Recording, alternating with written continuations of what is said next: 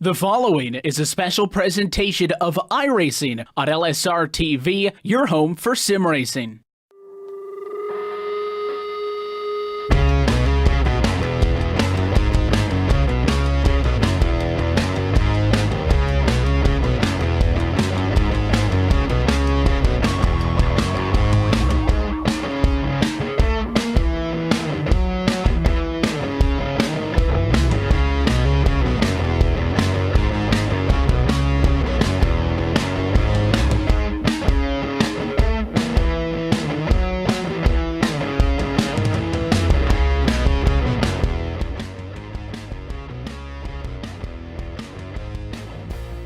Live tonight from America's National Park of Speed, LSRTV is happy with you to say good evening, sim racing fans, and welcome back to LSRTV's continuing coverage of the Real Sim Racing Icebreaker Winter Series powered by LSRTV on your home for sim racing and iRacing to live. We head tonight to round 6 of 9 on this 2018 Icebreaker campaign, and as you can clearly see, to our one and only road course race of the season, where we say hello topside from the booth. As always, myself, Evan Pasoko, alongside with Chris Murdoch upstairs with you this evening. Cisco Scarusa downstairs is twisted and tweaking it out to bring us to you this evening. And Chris, the 2018 side of the calendar continues this evening. We got things back underway after a little bit of a hiatus just a week ago, seeing Anthony DeBarro take home the win from Loudon. But this is one that I know I have had circled on the calendar for quite some time. It's a road course of a little bit of a smaller car count than usual, and that has come to be expected,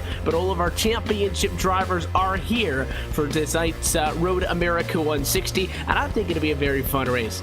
Yeah, you know, if there's going to be one road course you want on your schedule, it's going to be this one, Evan. It's very, very fast-paced, and you can really get these cars around here very, very quickly, and it's one of my favorite racing road courses on the sim and in real life, so I'm just excited to be here, excited to see what these guys can do. People are really struggling with the setup here today, struggling with grip, but a lot of people are able to work through it here in practice and now qualifying, getting ready to wrap up, so everybody just working through all the handling issues, but they are really driving these cars hard.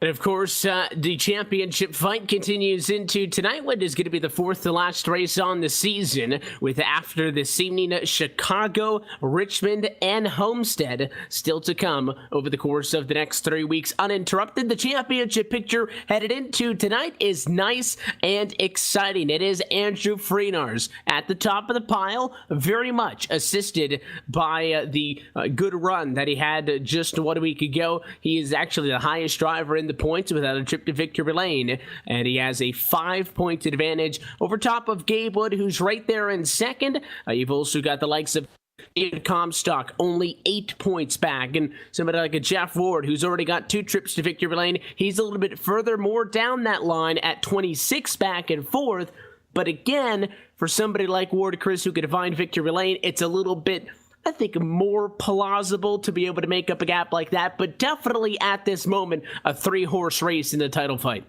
It really is, and it makes it even more interesting, and this is really just the wild card race, if you want to look at it that way, Evan, because it is the only road course on this season, and it really will show who comes out on top and who deserves to, you know, be on top of the point standings at the end of the day. A really, like you mentioned, 3-horse battle, and I really think that'll come to fruition here tonight, especially battling hard here at Road America.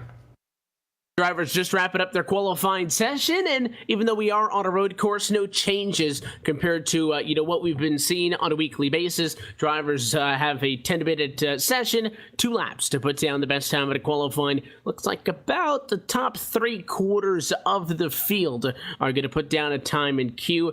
Again, yes, starting position matters, but I think when you're talking about a track which is over 4 miles in distance, Chris, and means that we're going to be racing for 160 miles until we get to the end of this thing. Obviously, what you can do in a race trim is far more important. Yeah, definitely. And it's really going to be about conserving those tires, especially what I mentioned at the top of the broadcast with the handling issues. People just not able to hold on to the handling of the car here, Evan. So you're definitely going to have to conserve those tires. We do have a halfway little caution, a segment, if you will. So that will give people something to shoot for, something to really give their tires a break and really cool down. But really, like you said, it's just a battle of attrition. You got to save those tires. You got to time your moments correctly, and that's definitely what we'll have to see here tonight. And of course, we're always going to have that stage break halfway through. Bonus points available to everybody in the field, with it looks like a total of 10 cars on the front straightaway. So there is not going to be any battle for that final spot. But again, it is 1 point per position. And if even at the end of the evening, don't have the result you want, you can really save your night by getting a couple of points here before we do get to the halfway point in this one. The lap count doesn't look all that high, 20 laps, but again, it is a long way around this flat and fast Road America road course. We'll talk more about the track as the night goes on. Let's go trackside though and take a look at tonight's LSRTV starting grid. Pole position to this one does go to the driver of the 88 machine championship leader Andrew Freenar is going to be on pole position. His 2-minute 12.958 is going to be the best time in the queue. He passes to David Comstock, who will start second by 0.3 of a second. It's not a whole lot when you're talking about lap times over 2 minutes and 10 seconds apiece. Back on row number 2, Jeff Ward will start tonight in third spot easily within striking distance of Funning for the win this evening. He'll be joined by Daniel Eberhard, who rolls off fourth, and Austin Coop through the top 5. Starting next to him on row 3 there, everyone's going to be Steve Bavacqua starting 6th. Dwayne Vincent going to be 7th. 8th going to be Nelson Rivera. Greg Omo going to be 9th, and running at your top 10, the 00 Gabe Wood. Look top to bottom at the LSRTV starting grid, how your field is going to roll, and get a good look at a couple of different angles of this racetrack as we take the pace lap all the way around. So we have a little bit of time until we actually drop the American ethanol green flag on this end. But let's talk a little bit about Road America, as it noted, as it's referred to, I guess I should say, America's National Park of Speed. It is a fun track. We've seen just about all kinds of racing here, still actively on the NASCAR side of things, outside of IndyCar in sports car championships, etc., etc. Of course, the Xfinity Series races here in these cars, with big reason why it made it onto the calendar for this 2018 campaign. Racetrack clocks in, if you want to get technical, at 4.048 miles, and that is 14 corners on the asphalt surface, which what I think is going to be the biggest thing, because there's plenty of passing opportunities.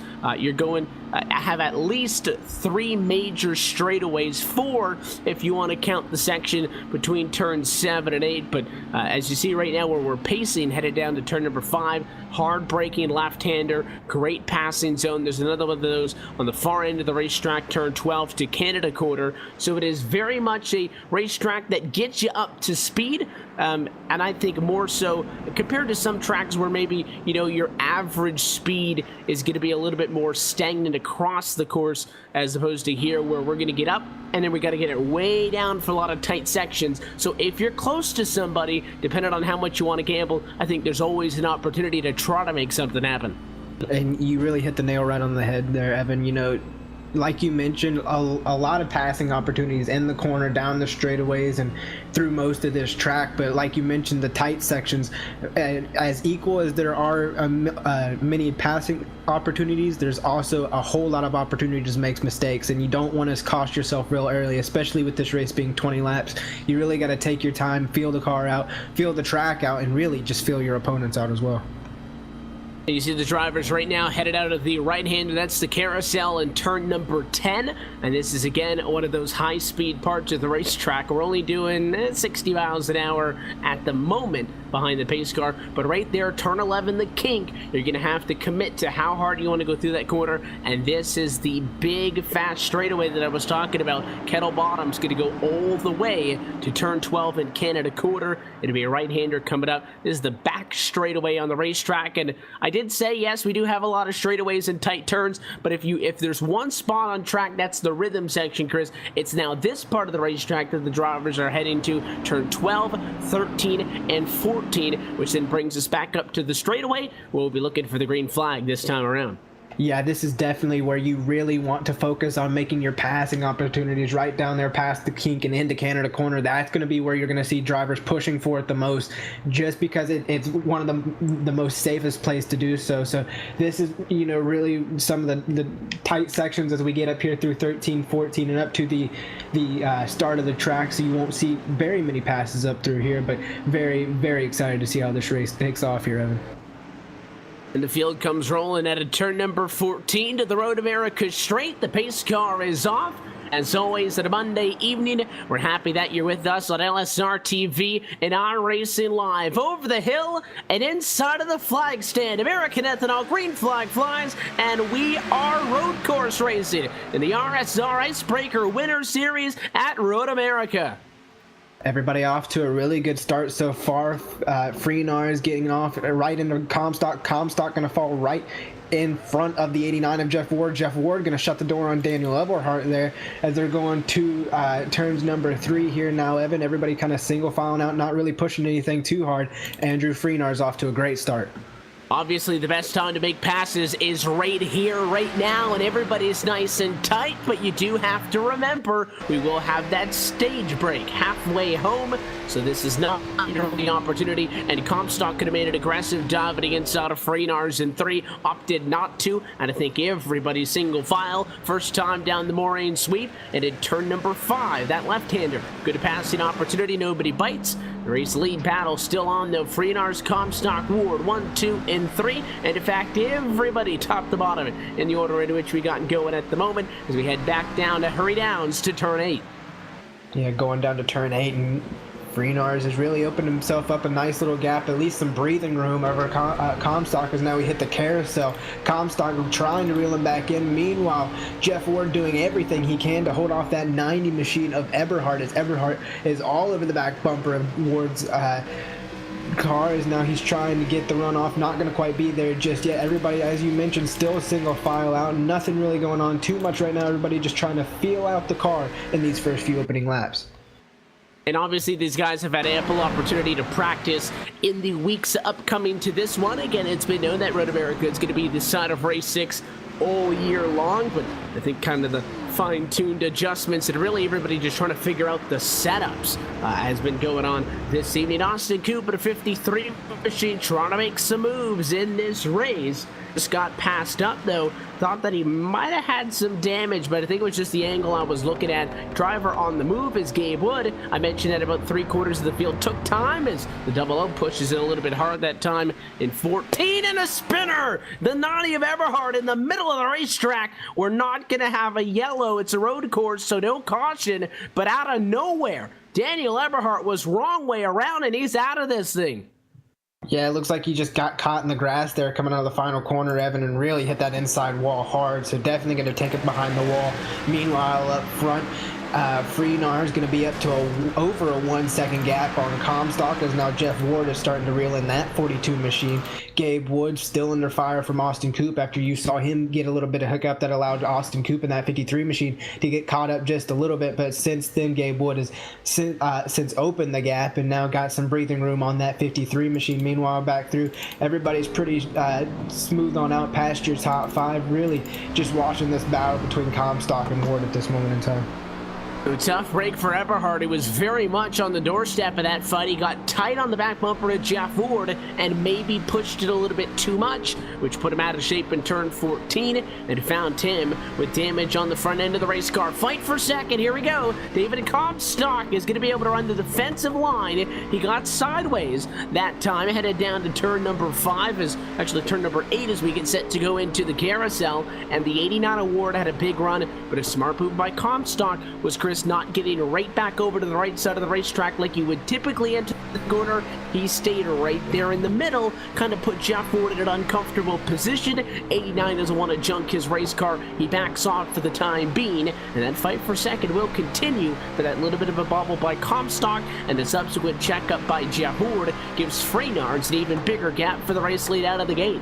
Yeah, this is exactly what Freynards wants. Leave the 89 and the 42 to battle, as now they're coming through Canada corner. You see Comstock using all the track up there, getting all so close to the gravel, but Jeff Ward still ever so slowly reeling him in. But David Comstock doing a great job at playing the defensive line and kind of opening up the gap back up on that 89 machine coming through the last corner here. You can see him get the back end a little bit loose coming out of the corner, but able to power off up the hill. David Comstock looking really nice after just a short time ago he was battling with that 89 machine. Meanwhile, Gabe Wood doing a heck of a job from 10th to 4th here, Evan, really reeling these guys in. So for a guy that was having trouble with the setup in practice, he has really turned a new leaf and is really opening his car up. Yeah, he was one of the, I was going to get to that point, and then we saw the spinner, because I saw the 00 go to by Eberhard. It was only Gabe Wood and Greg Omo to not take a time in qualifying, and obviously I said, well, yeah, you kind of want to start as close to the front as you can, but it is not the end-all, be-all in a race like this, and that kind of proves it for you. Doesn't matter that he didn't qualify. He's already up in front of half of the cars that did in this race. 9 of them still scored on the lead lap, all with the exception of Daniel Eberhard, who has left this race. They brought that car behind the wall. Again, wasn't just a little bit of a measly spin at a 14. He did get that front end damage and maybe hurt the engine on that car. Would have been able, if he was able to keep going again, to kind of catch back up at that halfway break. Does it appear like that's going to be the case, though? And Daniel Eberhard's night is going to end. And you would think maybe, Chris, that when you look at a road course race like this, and as noted earlier, less cars in this one. I'm sure we'll see the, most of the folks show back up when we get back going to Chicago, beginning again next week. And then, of course, Richmond Homestead tracks that everybody has. And I think just in general, the ovals that guys are a lot more comfortable on. You might think that this race would be less critical. If anything, it's more critical because you got the field is condensed up top and the point spread's a little bit more exaggerated in those top couple of positions. And this really hurts Eberhard, and if he had any hope of maybe trying to sneak back up into the top 10 championship, this is going to be a tough one for him to take. Yeah, you would think these races wouldn't really amount to anything, Evan, but that's actually really the complete opposite. These are some of the most important races when the field is condensed. You want to get any advantage you can, as now I'm sitting here looking at Jeff Ward reel back in the 42 of David Comstock, trying to get back up to that second place. But like, as you were saying, Evan, this race was really important for Eberhard, and that one little costly mistake coming out of the turn, the final corner, could really just mess things up for him. So he really needed a good finish out of this one. But right now, look at Jeff Ward dive it down into turn 1 and 2, and now going through turn 2 down into turn 3. Jeff Ward really good in this front half of the course, Evan. I was really watching him that last lap. He can really make up a lot of time, but Comstock just has the edge on him through the back half. And it's, the way that this racetrack works out, again, yes, there's plenty of passing zones. The problem is, if you're going to come down a straightaway like we're seeing these guys on right now, headed from turn 4 down the Moraine sweep, and now in the turn number 5, you see Jeff Ward get close. Yes, absolutely, that's a good passing zone. The problem is, if you don't complete that pass, you've driven yourself so hard down into that corner that you're going to butcher your run off of said corner, and you're not going to have a lot of speed for the next couple 1,000-foot long straightaway at a racetrack like Road America. Through this middle section, down Hurry Downs, now back to the left-hander, turn 8. You can see Comstock is sideways. He's definitely feeling the pressure from Ward, but doing a good job of not overstepping based on that pressure, because again, it is the burden is very much on that car behind you to be able to both get the entry and the exit of the corner to complete a pass. So I feel like Comstock's feeling the heat a little bit, but again, right now, all the pressure on Jeff Ward, and the longer these guys fight with one another, as another close call as Comstock gets the left side tires in the grass that time. These guys keep having fun with each other. Definitely closest fun on track right now is this battle for second and third. Yeah, and you know, seeing that 42 get sideways through the kink and through Canada corner and through this back half of the track, you can really see the control of the car. He's, like you mentioned, not really overstepping it, not really pushing it too hard, but it just goes to show how important tires are at this track. As you can see him really overdrive that corner, going to allow Jeff Ward to really close in the gap this time coming up the hill. So David Comstock struggling with these old tires as we just now complete lap 4 onto lap 5, which means we're closing into that halfway stage break. Maybe some new tires are in order for everybody. As look at that bump down and contact made between David Comstock, sending him Jeff Ward in the grass, and a huge back end problem for David Comstock. Well, I said that, you know, you got to drive it into the corner to make a pass, and yes, the Road America straight is the longest straightaway on the track. People really don't look at turn number 1 as much of a passing zone as, you know, turns 5 and especially 12 in Canada corner, and he came from like 6 car lengths back, and that's full send. You can't say that Jeff Ward was holding anything back, and you could see when he locked it up, he had no chance, and he does have front end damage, very minor though, so I think Jeff Ward is going to be okay, and he didn't even lose enough time for me to say that he's out of the contest for P2. Yeah, we're going to again group back up in 5 laps from now, but I think if Jeff Ward can just shake it off and get back to it, he could be back within Comstock, about within a second of him, and maybe even funted with him before the halfway point in the stage break in this race. He only dropped back maybe a second or two, still very much has Comstock at his sights. If that damage isn't hurting him, Jeff Ward should be okay, I think, overall. Yeah, he definitely will be, especially with that segment break coming up. Looking back through your field just a little bit of an update. Austin Coop going through turn 5, got all the way, locked up the tires, got a little bit too hot in the corner, just locked up the tires, went through the gravel trap, so definitely escaped narrowly there with that one, able to get the car back going, just really slow, kind of caught my eye as I was going back through the field, but up to going, and that 53 machine is up to speed. Meanwhile, Gabe Wood still working that car very, very well, sitting in that 4th place all the way from 10th. I think everybody at this moment in time is really just holding out until that halfway segment break here, Evan. Everybody knows they've pretty much used up all their stuff. Meanwhile, up at the front, we haven't mentioned him hardly at all this night so far. We've been talking about Comstock and Jeff Ward, but how about Freenars? 2.5 seconds over Comstock. He's putting on a clinic here in this first half of the race.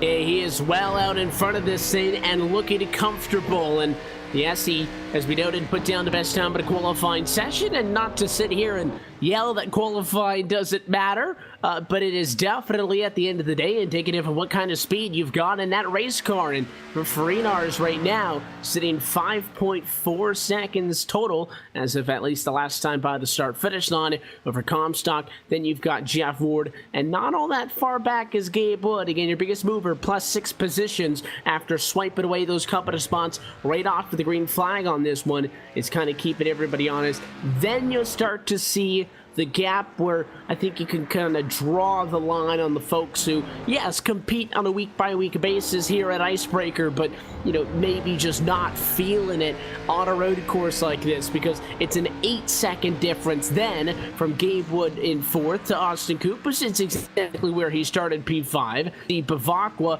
another 9 seconds back there on for running in P6, exactly where he started. And we did have a change for position after that. Nelson Rivera has since picked up a spot on Dwayne Vincent, 7 and 8 for those two. Omo, last driver on the lead lap, in 9th. And then, of course, Daniel Eberhard out of this thing after that incident in turn 14 rather, I guess I should say, on the opening lap. Yeah, exactly, and it just shows you, like you mentioned, who shows up on the week-by-week basis and who has really been practicing this track, because Freenar's really doing some work on this field. Meanwhile, like you mentioned, Jeff Ward not all the way out of this thing just yet. He's pulled in a few tenths on David Comstock. That front-end damage doesn't seem to be bothering that 89 machine at all, because he's tearing his way right back up to that 42 machine, just trying to push and pull and get everything he can. See him using up all the track there just to try to get every bit of run he can to catch back up to the 42 machine. You know he wishes he has that moment that happened in turn 1 back again, just to try to do it over. Maybe things would just be a little bit different for that 89 machine. And almost at that stage break, again, 20 laps total distance here tonight for Moto America means that we'll still go racing for 80 miles, which is about on par with what we've averaged if you count some of the short track stuff here on the year. It is not a short lap at Road America by any means. Last lap for Andrew Freenars, you are seeing a little bit of that tire fall off. Dropped about 1.7, I think is the distance that's dropped just lap time wise from his pole time to what he ran last time, but with a 2-minute 14-second lap time. There's so many different ways that you could make a mistake at a road course, I think, A, but also B, at Road America in specific. And Chris, that's not a knock at a place like a Sonoma, a place like a Watkins Glen, which definitely, you know, you can mess those up, I would almost think, more frequently just because there's a lot more rhythm sections, but those racetracks have big areas off of the corners that are paved. So if you do push it a little bit too much, you've got that runoff. You see where, you know, the likes of Farinars is right now. Either you're going into the sand trap and you're going to slide out into the tires, or you're going into the grass and you're going to spin out like we saw Daniel Eberhardt do. So that margin for error a lot smaller at this racetrack specifically. It's really slim to none if you think about it, Evan. You really have to drive this car really careful and have to almost hit your marks perfectly to get around this track fast and safe and escape without any issues. And right now, Freenars, as you mentioned, is doing that to a T. Meanwhile, just behind him, the 89 of Jeff Ward creeping up in the picture of David Comstock, like you mentioned, not out of it yet, Evan. And I think we're going to have a battle before this 10-lap break.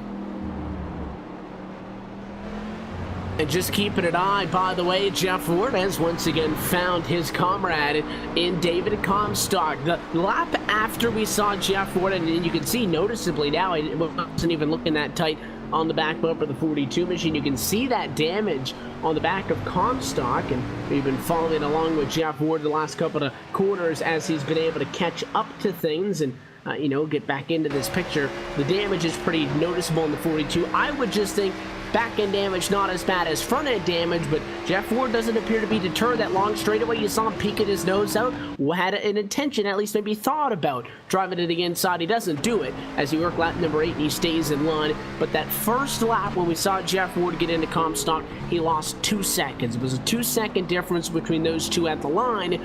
Jeff Ward having caught up once more, I think shows that maybe the 89 car's got the second fastest car on track. Doesn't mean that Comstock has any obligation to let him on by, but we're right back where we were 4 laps ago. And I think after the incident we saw a few laps ago, Evan, there's no way Comstock is actually going to let Jeff Ward go. I would say Comstock is not even happy English, if I could say words here right now.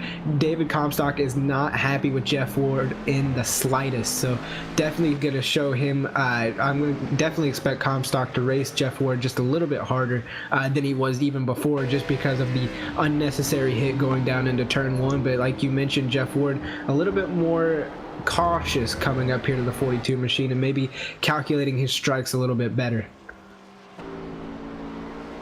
And you would almost think that, you know, for Comstock, again, he has no obligation to let Jeff Ward go on by.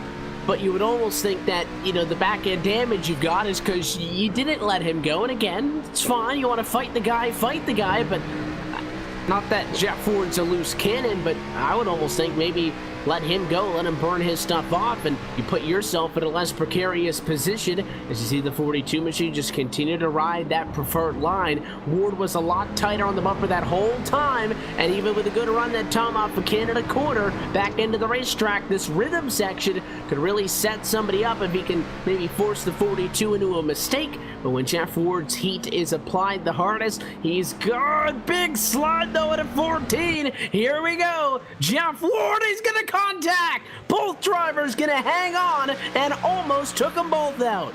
And I knew Comstock was not going to go down without a fight. Now you can see Jeff Ward doing the same thing he was doing before, looking way to the inside, but I think he's going to go for it this time because he is just unhappy with Comstock. Never mind, makes me eat my words. He's going to fall right back in line, but Comstock really defending that line. And I was just about to say how good he got through that last section there, Evan, but the slide in turn 14 basically just cost him everything that he had pulled on Jeff Ward. Now look, going down the annoying sweep.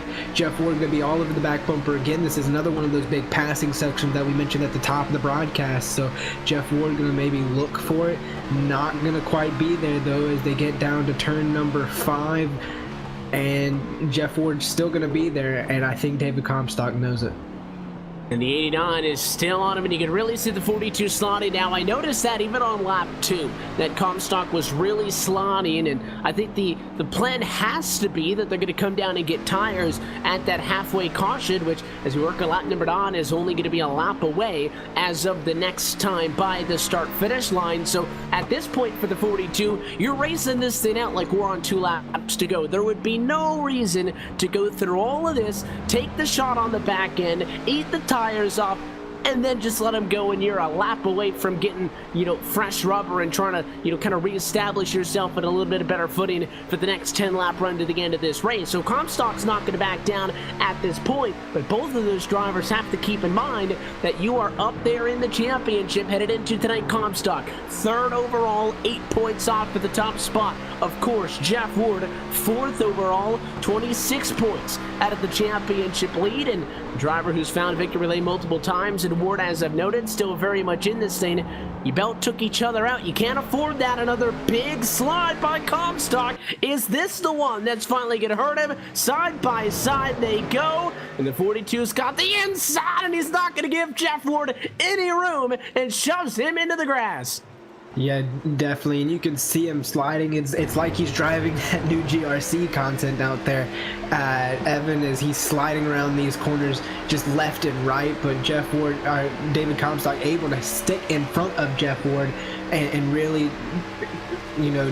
do wonders to those tires. I'm surprised that he's able to hold on to it the best he is, but still going through back down into turn 1. Jeff Ward really made it up. Look at the big slide. Caution gonna be out. It looks like Race Control gonna throw the caution for our halfway stage break, so David Comstock narrowly avoids Jeff Ward. He almost got him a couple of times, and again, not that David Comstock has to let Jeff Ward go, but I think that move there when they were side by side through Thunder Valley and turn 13, which is that left-hander right before the final quarter in 14, where they got into each other the lap prior, I think Comstock running the 89 machine to Jeff Ward out of room a little bit was somewhat of a message back, or retaliation maybe. I don't like using that word because they weren't wrecking each other in the literal sense, but I think Comstock didn't feel like he had to owe Jeff Ward anything after that now, and maybe an eye for an eye. Well, the race drivers never appear to see it like that, and that's a fight that's definitely going to pick up once we head into the second half of this race. Long way back around to the start and finish line. We are under the caution of line conditions for your stage break, so it is going to be a stage win, by the way, for Farinars. Let's not forget about the driver of the number 88 car. He is 9.1 seconds up as of the moment of yellow for the stage break. Yeah, and I mentioned it earlier. It's almost like he just didn't exist. He really checked out into a different universe there, Evan, as Farinars is trying to catch up to the pace car as we are under the stage break. But just a phenomenal drive by that 88 machine, and I think really in its own right, a phenomenal drive by the 42 of Comstock. We saw him drifting and sliding throughout the last maybe 4 or 5 laps of that race, and even holding off the 89 of Jeff Ward. And like you mentioned, I don't think they were wrecking each other in the literal sense, but there was multiple times where they came inches away from doing so, and that's kind of the racing I like to see here at Road America, and it's what these cars in this series can bring to it, especially when points are on the line like you mentioned. So I definitely expect it to really pick up and keep going as soon as we take the green flag here after this break. Well, and the tough thing is, again, we can't say definitively that, Comstock doesn't have any damage, but you would think back-end damage would not be as worse as, front-end damage. So, the fact that Jeff Ward was able to close up on Comstock after the first altercation between the two, make up those 2 seconds, and then get right back at his throat and keep fighting, I think that, again, not only is, a tip of the cap to Jeff Ward for working, but I agree with you completely for David Comstock, because that would suggest if you can, get some damage, end up in a position like that, lose that amount of time, and get right back in it and still make it a great fight for the remainder, of that portion of the race, And David Comstock's holding Jeff Ward off with a slower quote-unquote car. So that shows you that the 42 is working.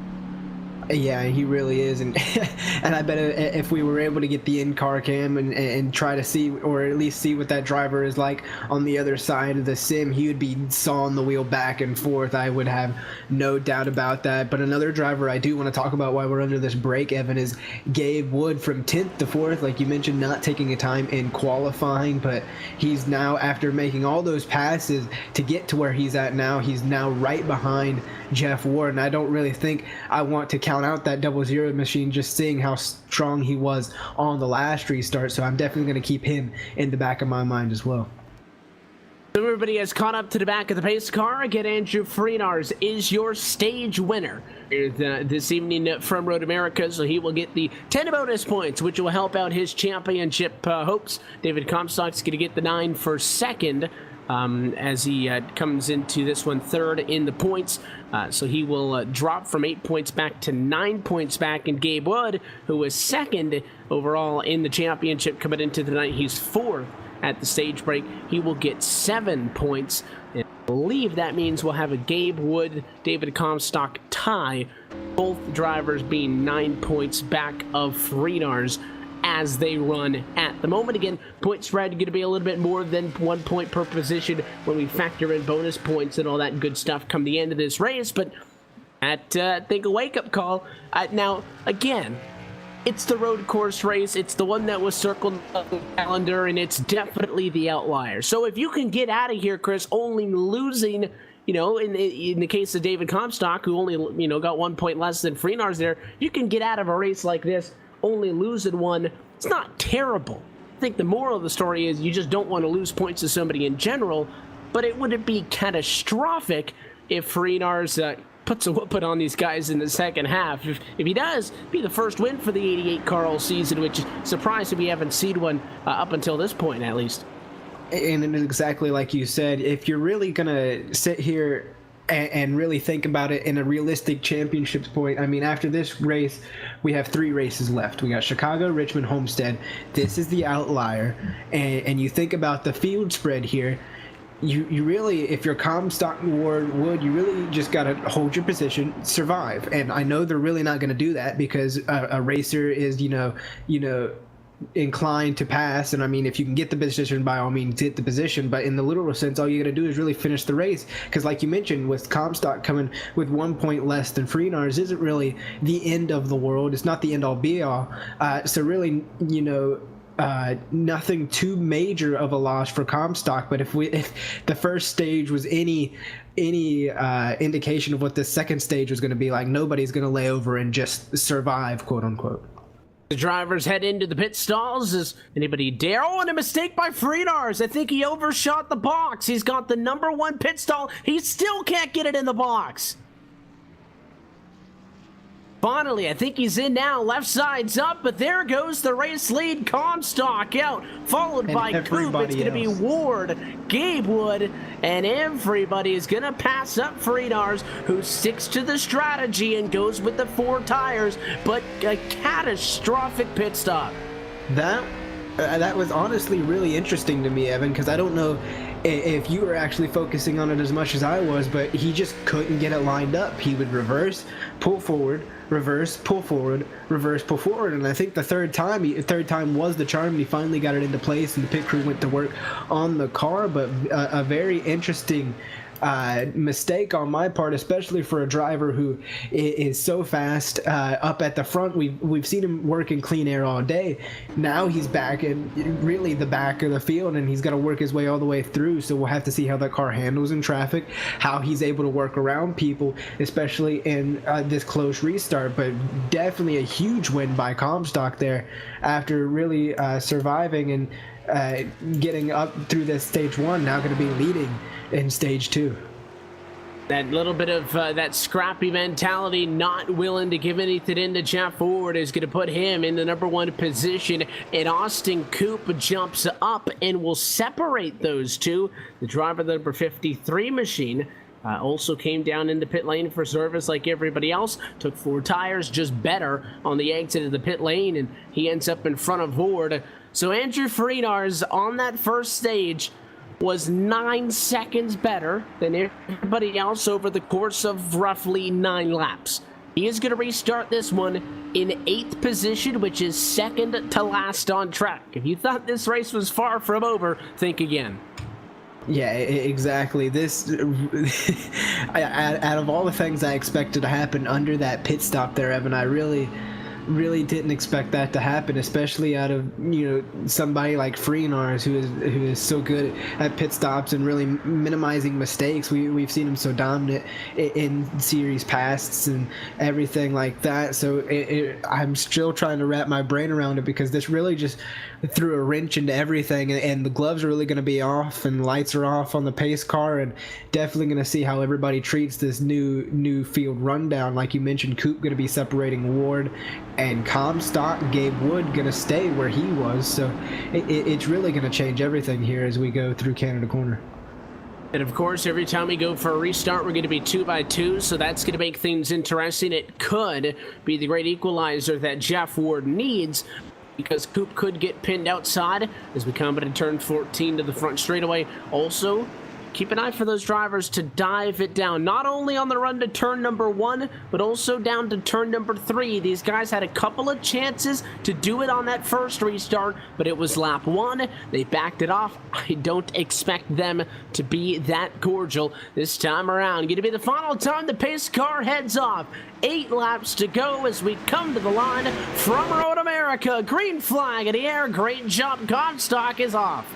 And I think the word you're looking for is an amazing jump by the 42 of Comstock. Austin Coop going to be side by side with Jeff Ward going down into turn 1, while Gabe Wood watches on, trying to make a move. He's going to look to the bottom of the 53, but the 53 of Coop is going to say no, shut the door.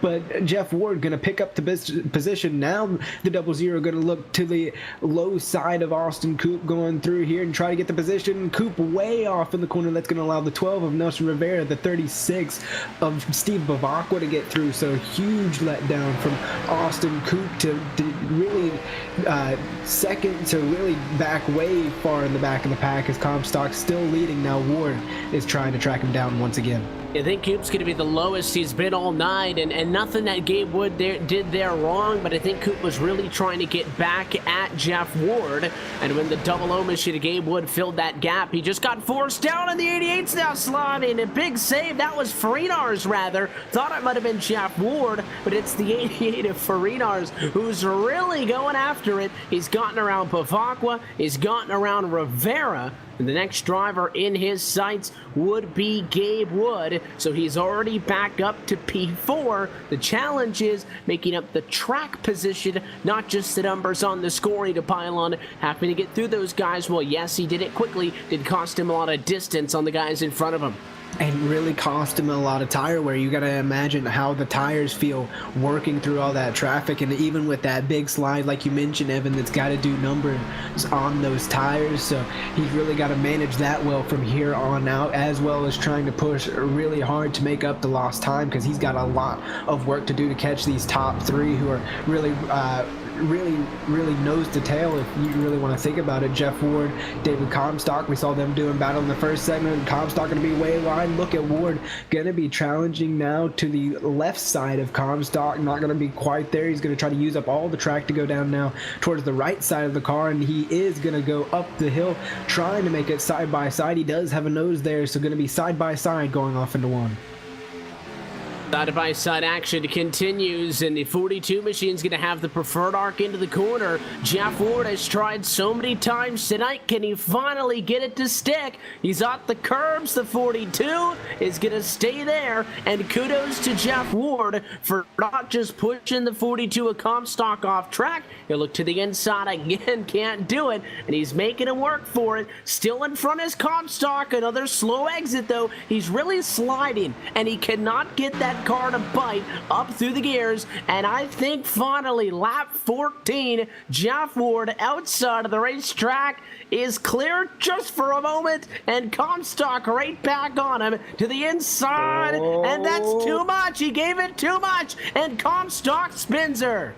Comstock around just couldn't keep the tires under him that time around, and maybe a little bit of assistance from the 89 of Jeff Ward, but Ward had nowhere to go out of that whole ordeal, so now bumped the 89 of Jeff Ward up to the front, Gabe Wood in second. And if you caught just out of the back end of that spin, Freenars really reeling in that 00 of Gabe Wood. Freenars is really fast, and he is there, Evan. And Gabe Wood almost won this race right there because it looked like Jeff Ward was going to be just stuck behind a sideways David Comstock. They did make contact, and the 42 gave it everything he physically could and then some.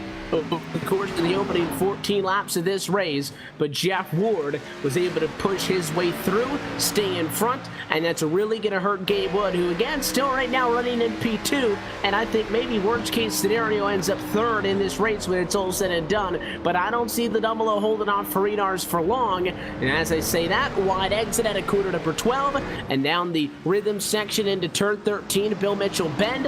We'll head now down to the right-hander, turn 14, Freenars safely in P2, and I was about to say the longer the 88 gets held up by the 00, the better life will be for Jeff Ward. It was very short, which is not good news for the 89 car.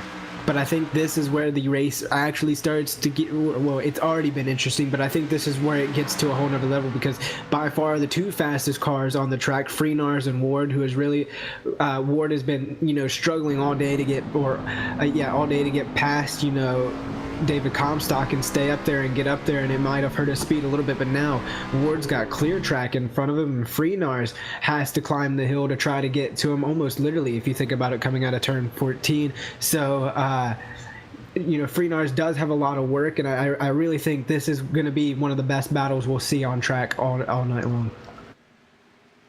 This is literally it. Going to be 5 laps to go the next time by. So if you're Freenars, no rush.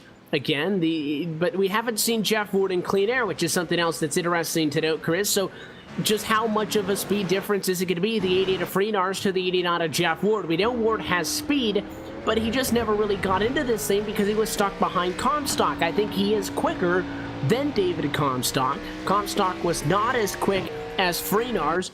So where does Ward fall on that spectrum? He's somewhere in between them.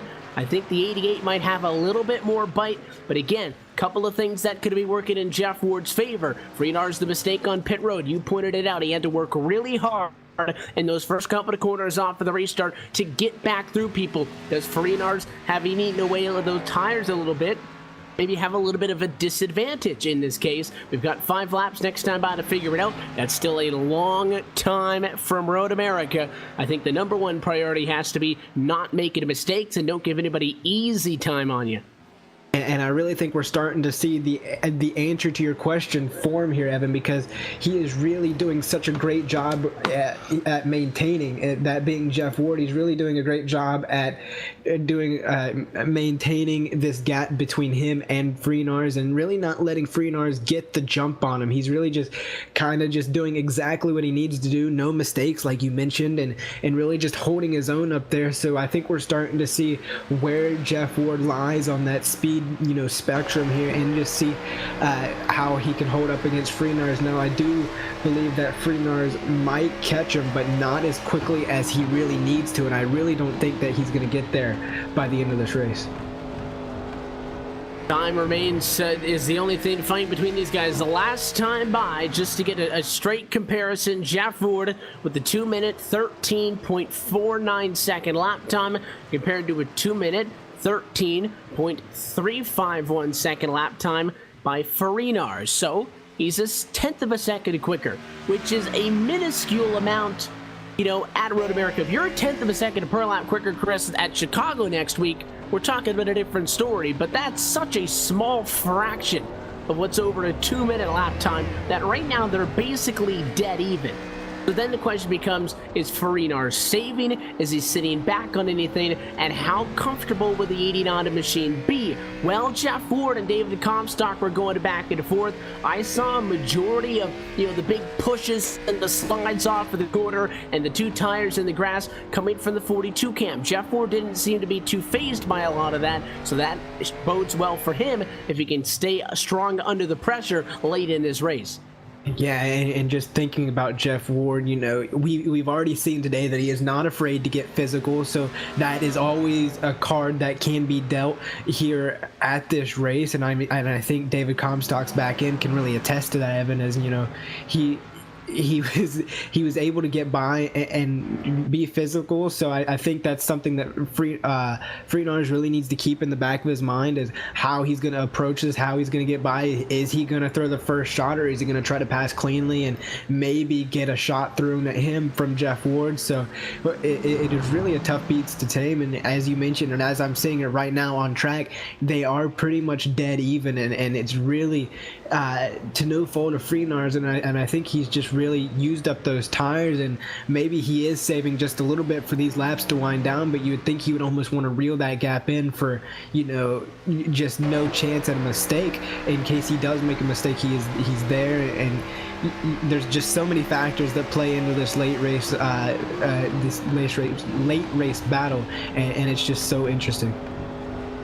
And for the 89 car of Jeff Ward, again, so far so good. Lap times that last time by in favor of Ward by just 5/100ths of a second. Again, just like it was the lap before that, basically an even scratch amongst the two of them. By the way, and again, Jeff Ward and Freenars don't really have any history with each other in this race. I don't think it's going to immediately, if we see the 88 get up there, turn into a slugfest.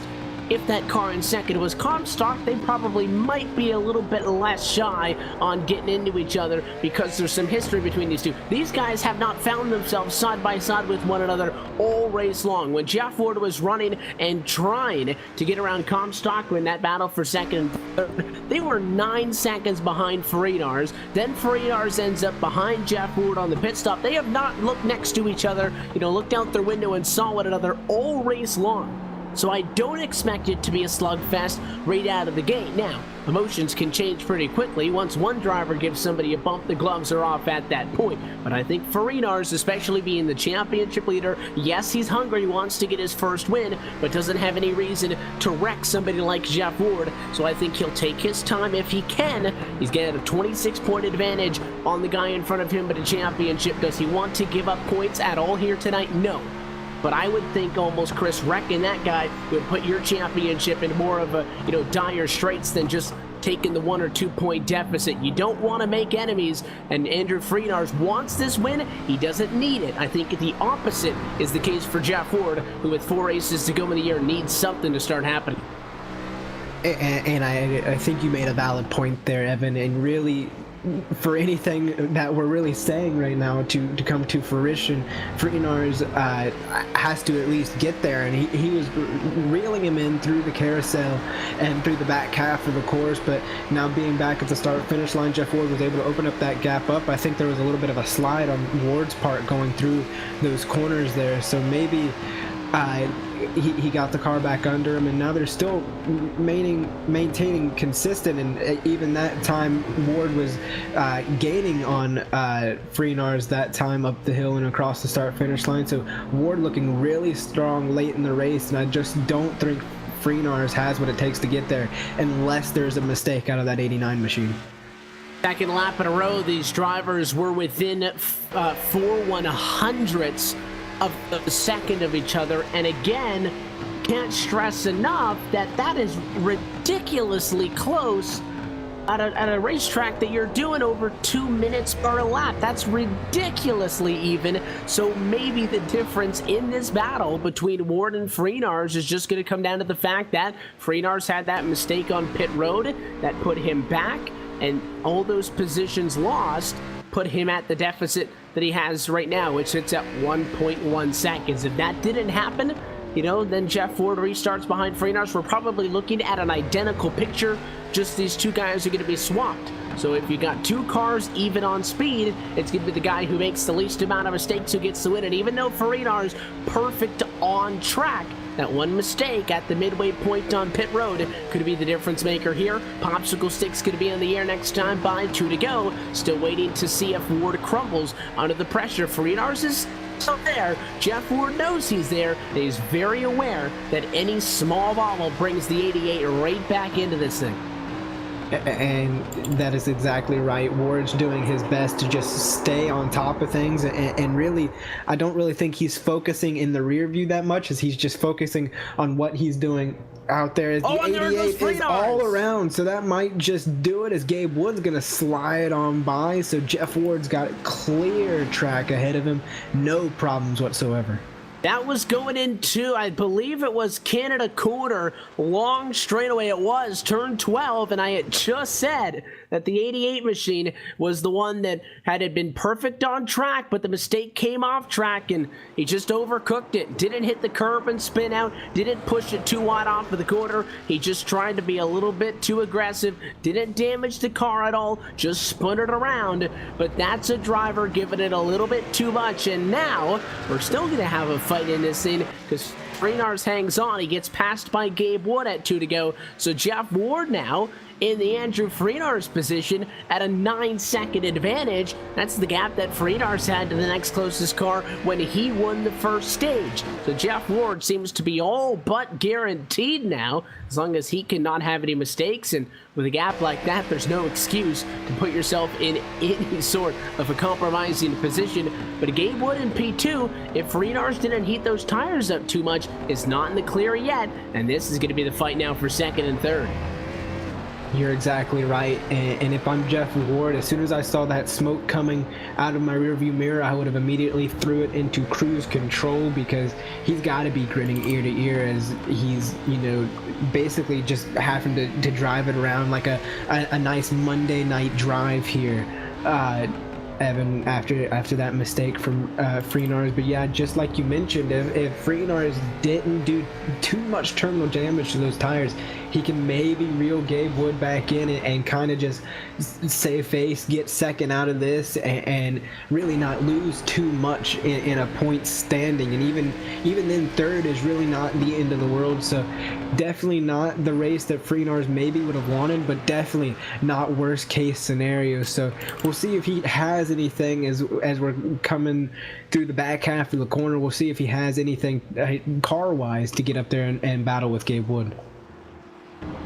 Gabe Wood still again with the advantage, so we're, I think, almost as we get set to come to the white flag. And in fact, Jeff Ward is out in front. He's coming out of turn number 14 right now up the straightaway. We will get 1 lap to go tonight from Road America. Almost a picture-perfect recreation of where we sat 10 laps ago. A race leader 9 seconds out in front. A fight between second and third, with arguably a quicker car over the course of the race behind the driver in P2. But I think that, again, Freenars didn't hurt the car in not a cosmetic, but a mechanical way is the word I'm looking for. Didn't hurt that car in a mechanical way when he spun it out, but I think already having chipped away and eaten away at those tires and then heating him up on that spin's not helping him out. But he's right there on Gabe Wood. This fight for P2 is going to come down to the end, because Gabe Wood himself also working with some of that front end damage from what we saw the spin from Comstock earlier. Yeah, and I just noticed that little right front little bump he's got going on there, as I saw it in my little camera angle. So he's definitely working with some damage, as well as Freenar's working with some tire wear. But he's there going through turn 5. Freenar's going to be right back on the back bumper of that 00 of Gabe Wood, but Gabe Wood holding his own this time. I think Freenar's really just used up those tires, smoked those tires going as he spun, and then even going up through the field, he really used up the tires a lot there. So Gabe Wood looking really strong here, just making it through the carousel now, not through the carousel, what am I saying? I'm getting a little bit too ahead of myself there. So now they're going to get towards the carousel here now, Evan, but Freenar's there, but I just don't think he has enough in the car to make the pass. And there they go now through the carousel to turn number 10.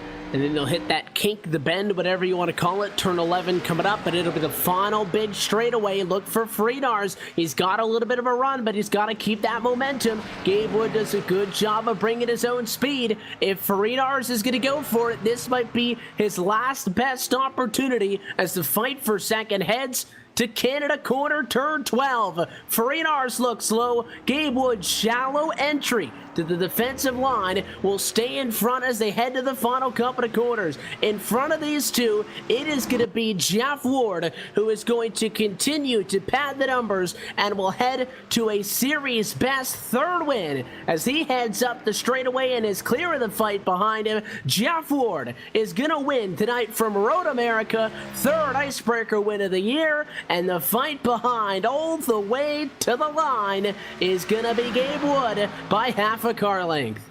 Gabe Wood did everything he needed to do there to just keep his own speed, hold off Farinars at the very last minute. When it counted, Farinars had a heck of a run coming through that last half, through 13 and 14 and all the way even back towards Canada corner there, Evan. He really just turned on the jets, but Gabe Wood did a phenomenal job at holding his zone. And meanwhile, Jeff Ward, right place, right time, was able to finally get around Comstock and just open the floodgates from there after Farinars, I should say, I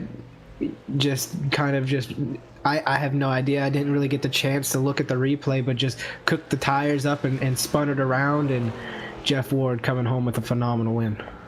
And again, it's good news for Jeff Ward because he's able to pick up some. Gabe Wood lost some points to Farinars at the midway break in the stage break because Gabe Wood started at the very back. Farinars started at the very front. So I think at the end of the night, it's a win for Gabe Wood to be able to finish in front of him. But those stages, again, coming into effect, is not going to help Gabe Wood out. He'll end up with about, a kind of a scratch on gaining or losing anything from Farinars. Jeff Ward, third win on the year, continues to impress, but it's going to be difficult for him to make up substantial ground on the likes of Farinars. Not only when Farinars is only 2 positions behind him, that in and of itself is tough enough, but again, those stage points ever so critical, and Farinars picked up his third of the season, which is second most, tied with Jeff Ward, who also has 3, both of them trailing David Comstock, who has the most in his 2018 campaign with 4 stage wins. That accounts for 40 points on their own to the Comstock camp, who, by the way, didn't have a terrible night either, Chris, finishing 4th. Yeah, especially with the back end damage and how we really saw him coming through the field and really slipping and sliding. He really didn't have a bad night at all, only dropping 2 positions to finish 4th. So great drive by the 42 machine, but hats off to Gabe Wood, 10th, the second, just phenomenal drive by that driver, just to be at the right place, right time, and in every sense, and just able to capitalize on other people's misfortunes and really make the most out of night. And if you thought that, the road course would be the one to shake things up and to kind of get us some distance in the championship, you thought wrong. This thing stays tight headed into the final 3 weeks of the 2018 campaign. We'll take this opportunity to step aside for a moment. When we come back to Elkhart Lake, Wisconsin, we'll have an opportunity to chat with some of your top finishers and let you know what will be happening up in the next 7 days on LSRTV, leading up to the return of the Icebreaker Winter Series for Round 7 next Monday night from Chicago. You're watching LSRTV's continuing coverage of the 2018 Real Sim Racing Icebreaker Winter Series, powered by LSRTV, on your home for sim racing and iRacing Live, the post-race show when we come back to Road America.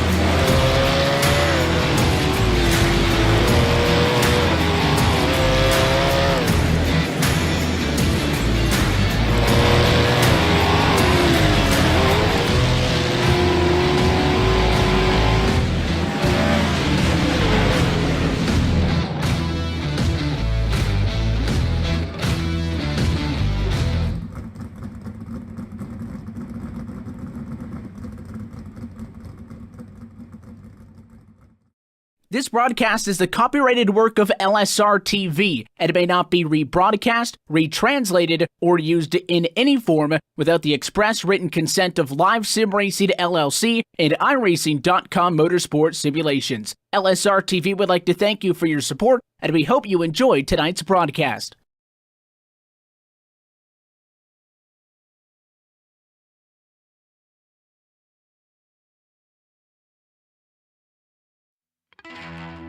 And welcome back live to Road America, part of LSRTV's coverage of the 2018 Real Sim Racing Icebreaker Winter Series powered by LSRTV. We have 6 down and 3 to go in the 2018 campaign. Chicago, Richmond, Homestead still to come as we head into the final 1/3 of the season for the next 3 Mondays in a row. No more off weeks until we crown a 2018 Icebreaker champion. And to be honest, not a whole lot changes added tonight. Your championship leaders run good, and we are going to be still very much in the thick of things as the championship continues next week. But it was Jeff Ward tonight picking up his 3rd win on the year. We'll be trackside with him momentarily. First, as always, we take a look top to bottom at your LSRTV full race results. It is Jeff Ward with wins started 3rd, but a little bit of luck and a lot of skill helped him out on this one. Took over things at the midway break on a caution flag, and then the pit service at the stage break did not look back from there, and he wins this one 3rd on the year,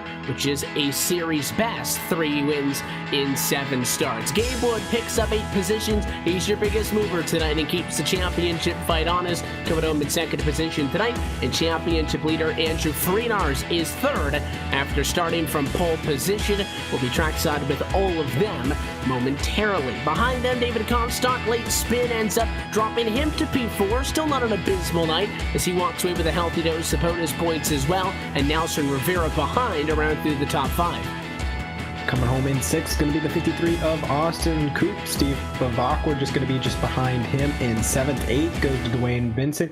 Greg Omo going to be 9th, and heartbreak for Daniel Eberhardt coming in early into this thing with hard contact to the wall. He's going to finish 10th.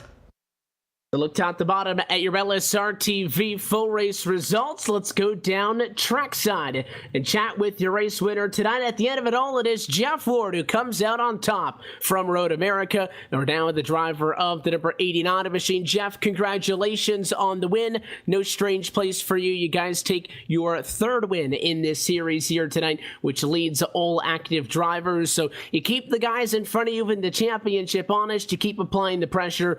But how about that race? Not a ton of cars, but all of our championship folks were up in this thing, and it was about as hard fought of a race as I've seen all year.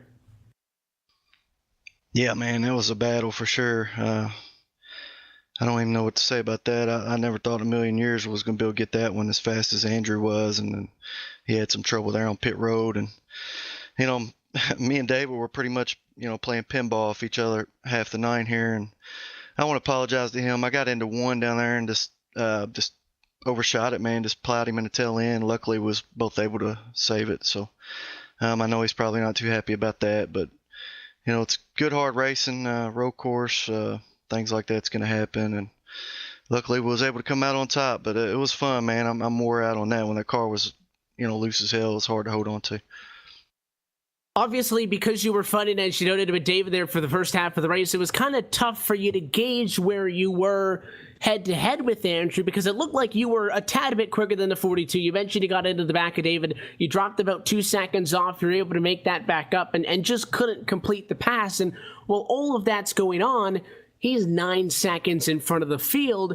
And you know, you guys really never found yourselves side by side with one another. No way to kind of size each other up. But I think that with the 42 keeping you behind you, your lap times weren't representative of what you guys could do. So all of a sudden, we get the midway break like we've had all season with the stage points, and he makes a mistake on pit road, and you end up in front. You're watching him come through the mirror behind you. At that point, you're thinking you're going to be able to hang on, and then just kind of tell us about how it went from there, because you guys stayed, I think it was 3 consecutive laps where your lap times, you and Andrew's lap times, were within 4/100ths of a second of each other, which I thought was ridiculous, because you're talking about, 2 minute, 12-second lap times, and you guys were that tight for out. I think 3 of them in a row there late. Well, it's funny. I looked at my mirror and I was like, he's going to catch me for sure. And then, took a couple more corners and I had a little more of a gap, and then looked in the mirror again. He was back on top of me again. So it was pretty much a cat and mouse game. I think we were both so loose that, just one little mistake could really cost us. And I seen Andrew get loose there behind me, coming out of the was it Canada corner? Not real familiar with the track. I don't know the turns, but I seen him get loose there. It gave us, a little bit of a window to focus and just try to finish the thing out. But it was a handful, and I thought for sure he was going to get there. But maybe he had burned his stuff up just as much as me. You talk about guys making mistakes. When you were racing David early, we could really see that he was digging to stay in front of you. He was slotting that car off of the corner, and then when it was you and Freenars there battling late, he was really slotting it off of the corner, trying to get to you, and eventually spun out, dropped him back to third before this thing was done. How are you able to be as quick as both of those guys, but I think at most times look a little bit more in control and avoid those mistakes, which I think at the end of the day, big part of why you guys found victory lane? I think the most challenging thing was being able to see the cones and the signs when you're right up behind somebody. I think that's part of the reason why I hit David there. But, there's a lot of respect there between me and him.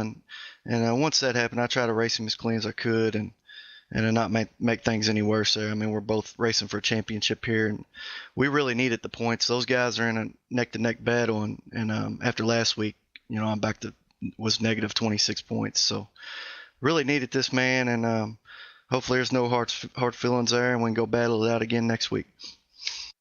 Well, I can tell you that we definitely enjoyed the show, and it was a hard-fought one for you, number 3 on the season. We'll let you get out of here, but Jeff, as always, the sponsors and the shout-outs. Who makes it happen for you?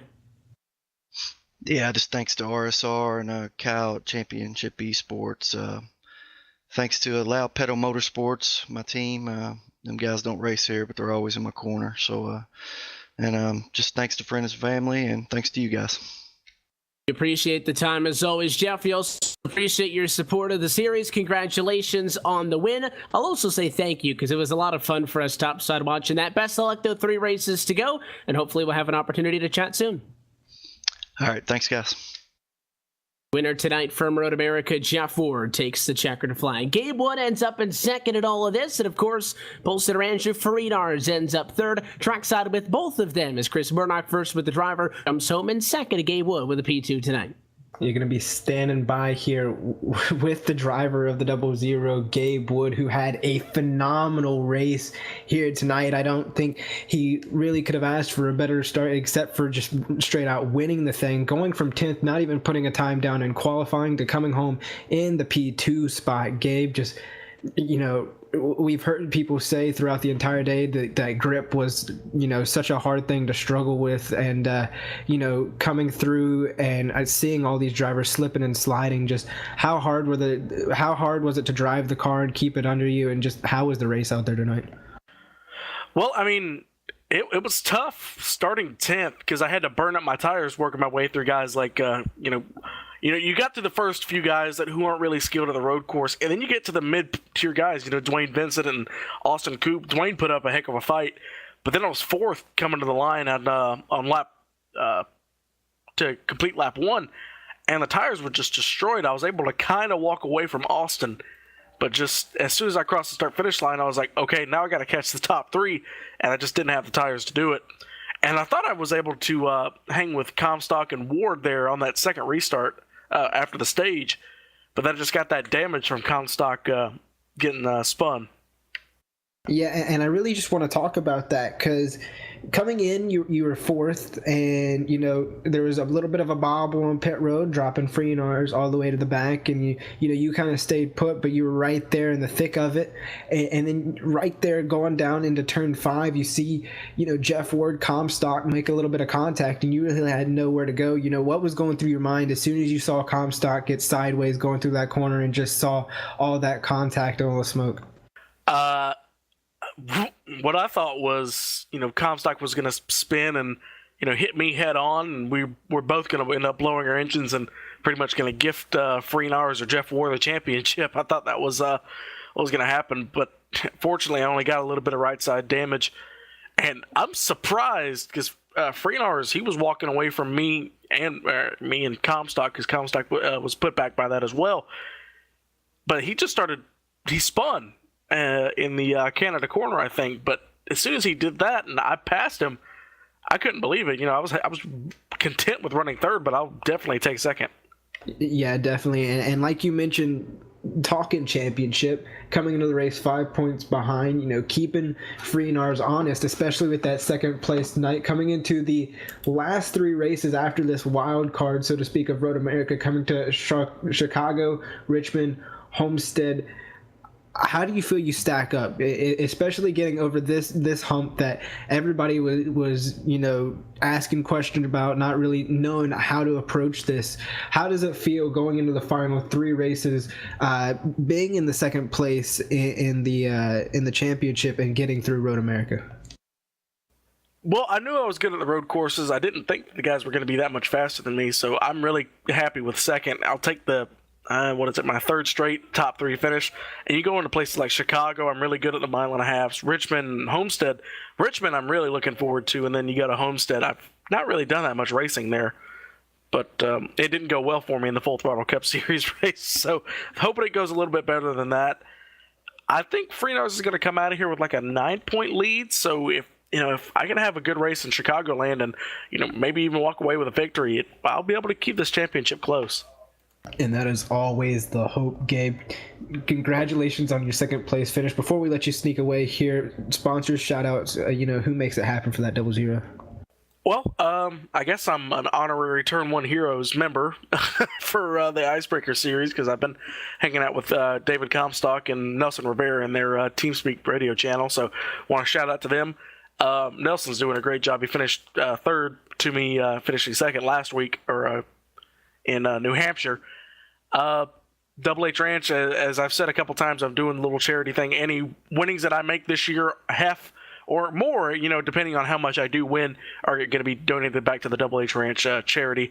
So, if you guys want to check out the Double H Ranch, I'm doing this just, they're not paying me to do this. I just want to really give some support back because they've been sponsoring our ARCA car and our driver for the last year. So, I want to thank them, everybody at UNOH, and you guys at LSRTV.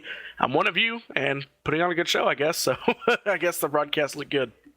That you are, Gabe. Gabe, it's always fun talking to you up here. Congrats on the second place finish.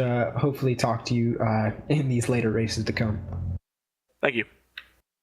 And there you have it. That's Gabe Woods, driver of the 00, second place finisher. Now I'm going to step aside with Andrew Freenars.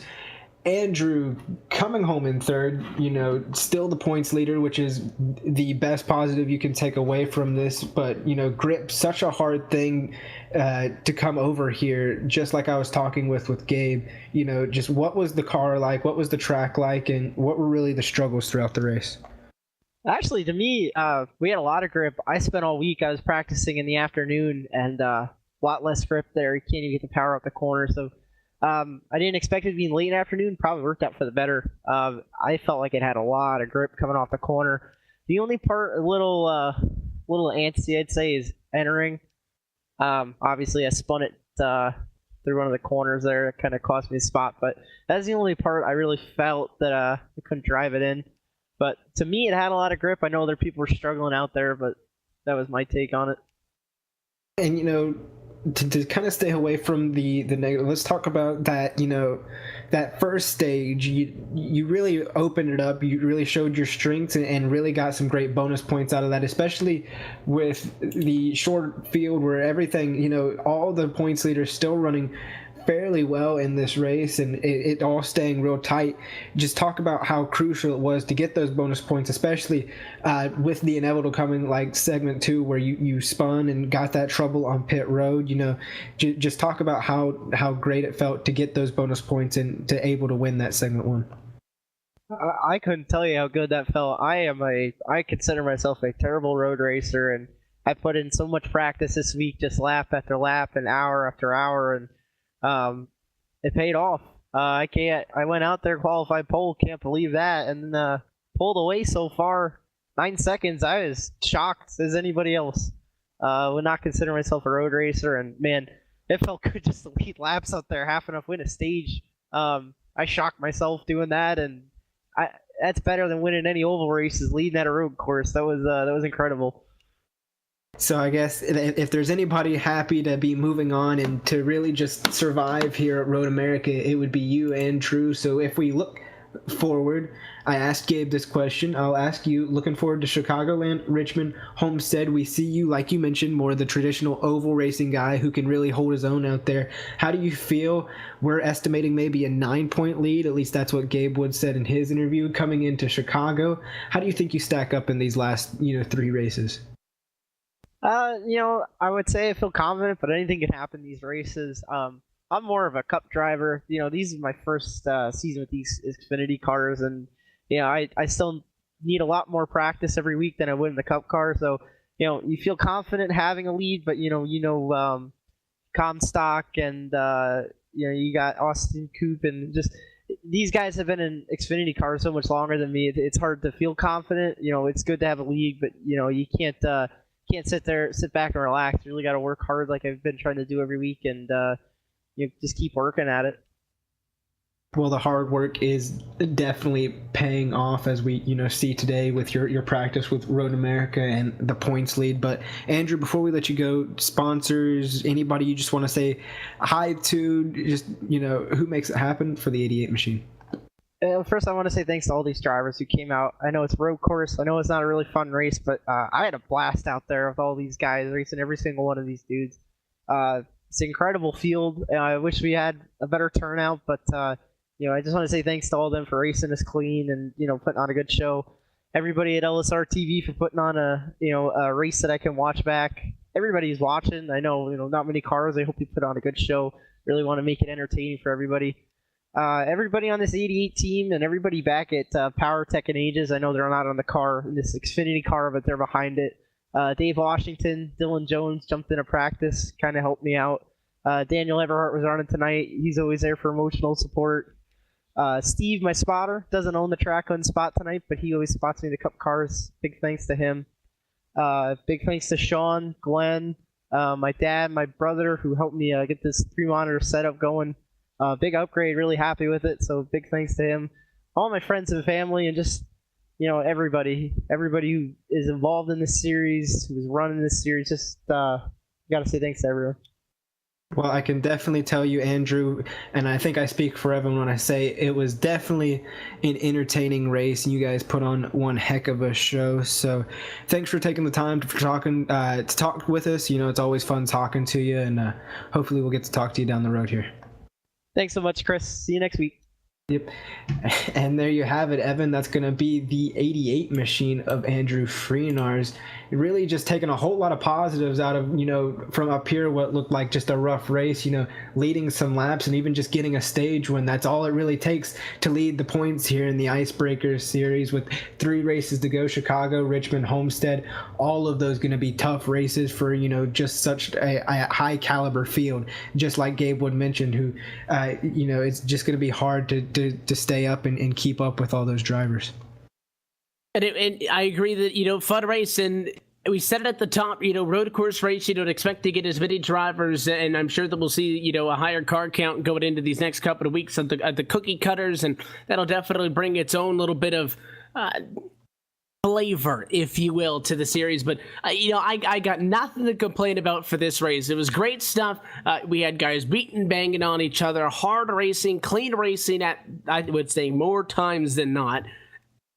And at the end of the day, it's the champion, which some people might not be a huge fan of. And listen, we always love to see somebody be able to break something out. And I think definitely a race like this was an opportunity for somebody like an Alcin Rivera to jump up. He got a P5 tonight. Great run for the driver of the number 12 team.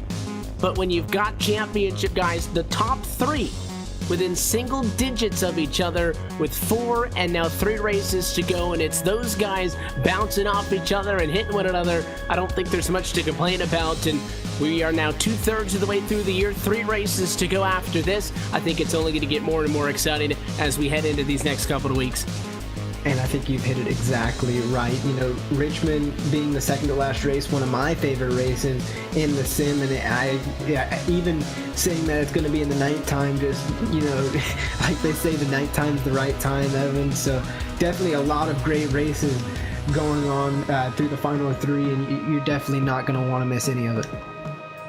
And obviously, there is plenty of live sim racing action still to come before the RSR Icebreaker Winter Series returns. We've got you covered all week long here on LSR TV. Tomorrow night, Tuesday, January the 16th, the NASCAR iRacing Pro Series continues with coverage at 9 o'clock p.m. Eastern Time. Then on Wednesday at 9 o'clock as well, it is the Myrtle Beach Simulation Series as they get down to crunch time in their championship. This Thursday at 9:30 p.m. Eastern Time, the Upstate Racing League is back in it, and then we've got two double headers to close the weekend out. On a Friday at 8 o'clock, it is the return of the Super Speedway IROC Series, followed by the Super Speedway Cup Series at 9 o'clock p.m. Eastern Time. And on Saturday, it's our double feature with the Outlaw Modifieds at 9 o'clock and the USR Truck Series at 10. That's only what's coming up in the next 7 days. You can get a look at our full broadcast schedule by going online to livesimracing.com,